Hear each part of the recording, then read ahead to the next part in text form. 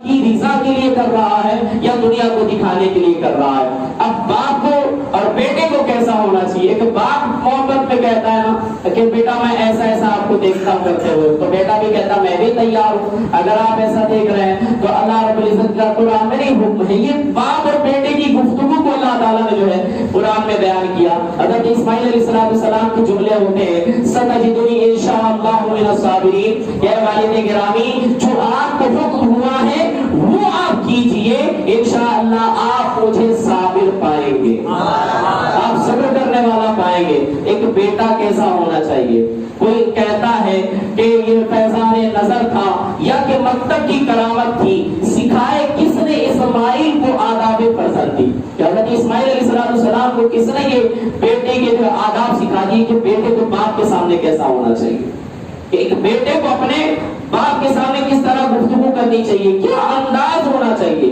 آج کہہ دیتے ہیں لوگ نہ جانے کس طرح کے جملے کہتے ہیں. اللہ خیر کرے, ایسی اولاد کو جو ہے مالک اچھی توفیق عطا فرمائے اور حسن اخلاق عطا فرمائے. کیوں؟ اس لیے کہ قرآن میں اللہ رب العزت نے فرمایا اپنے ماں باپ کے ساتھ حسن سلوک کرو.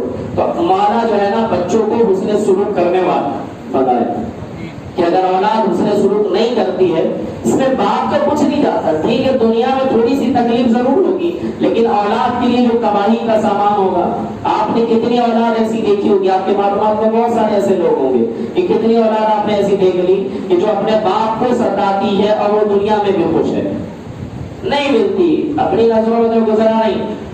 کئیوں کا ہم جانچ جب کرتے ہیں کوئی آتا اپنی پریشانی لے کر, یہ ہے وہ ہے, اب ان سے پوچھو کہ یار والد صاحب ہیں, والدہ ہیں, ہاں ہیں, تو کیا مطلب معاملہ رہتا ہے؟ بولے وہ تو فلانا جگہ رہتے ہیں اور میں فلانا جگہ رہتا ہوں. تو میں نے آپ کب جاتے ہیں ملاقات کرنے کے لیے؟ معذرت مطلب فرصت نہیں ملتی ہے. تو جناب والا جب والدہ کی والدین کی بارگاہ میں جانے کی آپ کو فرصت نہیں ہے, تو مولانا کے پاس آپ کو فائدہ کیا ہے؟ یہ فرصت آپ نے مولانا کے پاس تعویذ لینے کے لیے نکال لیا ہے, لیکن والدین کی بارگاہ میں اپنی دنیا و آخرت سنوارنے کے لیے نہیں پہنچ رہے ہو.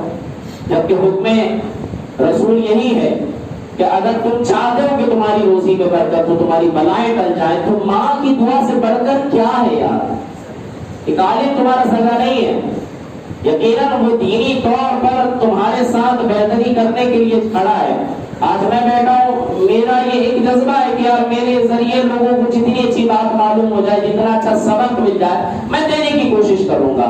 لیکن پھر بھی اگر دیکھا جائے تو ایک دینی رشتے تو وہ ہم سگے ہیں نا, لیکن ماں ہوتی ہے, ماں کی جیسی تو محبت نہیں ہوگی نا. آپ 2-4 سوال کریں گے, میں چڑنا شروع کر دوں گا اگر میرے مزاج میں چڑپن ہے تو, ہے نا. بعض ایسے ہوتے ہیں نا کہ آپ سوال پہ سوال کرتا ہے نا تو سامنے والا چڑھنے لگتا ہے. تو ہو سکتا ہے کہ آپ مجھ سے 2-3 سوال کریں اور چوتھے سوال پہ میرا دماغ خراب ہونا شروع ہو جائے. لیکن ایک والدین ایسے ہوتے ہیں نا یار صاحب کہ ایک ہی سوال کو آپ 10 بار بھی کرتے ہو نا تب بھی وہ چڑھتے نہیں ہیں, وہ خوش ہو کر ہی جواب دیتے کہ یار میرا بچہ مجھ سے پوچھ رہا ہے, کتنی پیاری عطا ہے اس کی. وہ انداز پر بنا ہوتے کہ میرا بچہ مجھ سے بات کرے. وہ یہ سوچ رہے ہیں اگرچہ ایک ہی سوال کو 10 بار کر رہا ہے, لیکن کم سے کم اسی بہانے میرا بچہ مجھ سے بات تو کر رہا ہے. ایک طرف یہ ہوتی ہے, یہ مطلب بڑا ساراش ہے, بڑی اس کے اندر جو ہے نا باتیں ہیں. اگر آدمی کہنے پہ آئے تو بڑا وقت چاہیے کہ ایک والدین کیسی آرزو کیسی تمنا لیے رہتے ہیں اپنے اولاد سے, اور اولاد کو جو ہے نا اپنے والدین کی فکر نہیں ہوتی.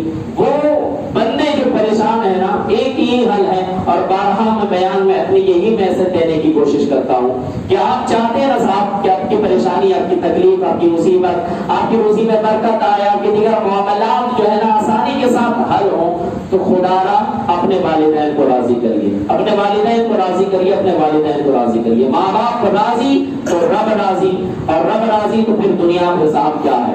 دنیا تو آنی ہے, کیونکہ جس سے اللہ راضی ہوگا دنیا اس کے قدموں میں پڑی ہوتی ہے. اللہ رب العزت ہم سب کو عمل خیر کی توفیق عطا فرمائے, بڑے ہو کر جو ہے سب درست فرما لیں.